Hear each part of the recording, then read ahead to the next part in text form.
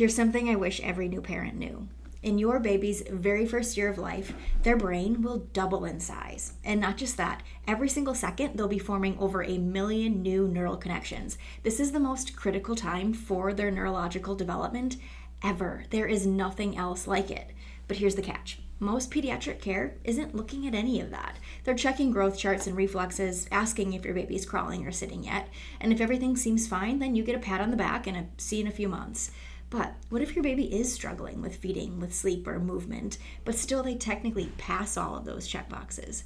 What if underneath those missed naps or that shallow latch, there's something deeper happening in their nervous system? That's what we see in our office every single week. Parents come in with gut instincts that something is off. Maybe baby pops off a lot while breastfeeding or gets frustrated halfway through a bottle. Maybe they scream when they're on their back, or they just constantly have a tilt or a turn to their head. Or maybe their tiny little bodies seem stiff, or they're constantly in motion, even when they should be winding down. And when parents bring those concerns up, they're often told, that's normal, just wait it out. But here's what the research tells us. This is not the time to wait and see. This is the time when the brain and nervous system are the most adaptable, when gentle course corrections can have the greatest long-term impact. Harvard Center on the Developing Child calls this first-year window peak neuroplasticity. And when you understand what's really going on behind those first milestones, you'll see why it's so important to go deeper than just those milestone checklists. Take feeding, for example.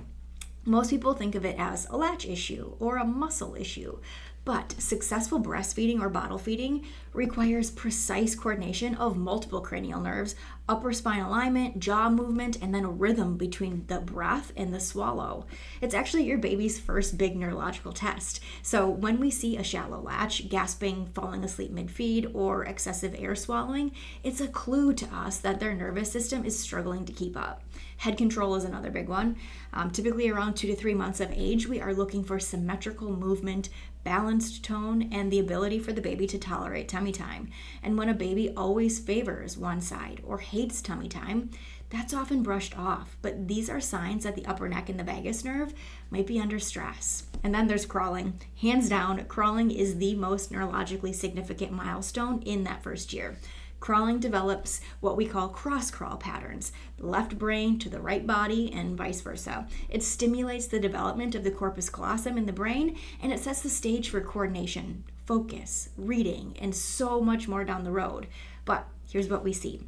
A lot of babies are skipping crawling altogether. They'll scoot, they'll army crawl, they'll go straight to walking, and while that seems cute and advanced, it can actually be a red flag that the nervous system took a shortcut. And those shortcuts show up later when a child starts struggling with regulation, with balance, or schoolwork. Now, how does this all start? It's what we call the perfect storm, and for many babies, it begins before they're even born. Maybe pregnancy was just full of stress, anxiety, or health complications. Maybe the birth involved interventions like Pitocin, vacuum extraction, forceps, or a C-section. Or maybe the baby was breech. They were delivered sunny side up, or they got stuck for a few hours in the birth canal. These experiences, they're not just physical. They are imprinting stress into your baby's nervous system. And because your baby can't process stress the way that we do, that tension and dysregulation stays stuck. And then after birth, the stress continues. Constant stimulation, missed naps, antibiotic use, lip and tongue ties, reflux meds, you name it, the nervous system never gets a break. Over time, that shifts the baby into a sympathetic dominant state or fight or flight mode. And babies who are always on or they can't settle or who scream for hours, these are often signs of a stuck nervous system. So, what's the solution? Well, here's where neurologically focused chiropractic care is different.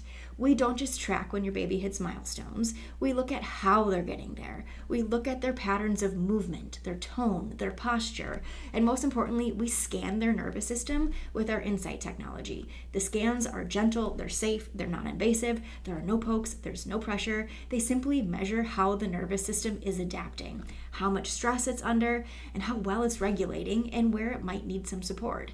And what's beautiful about this technology is it allows us to intervene early, before symptoms escalate.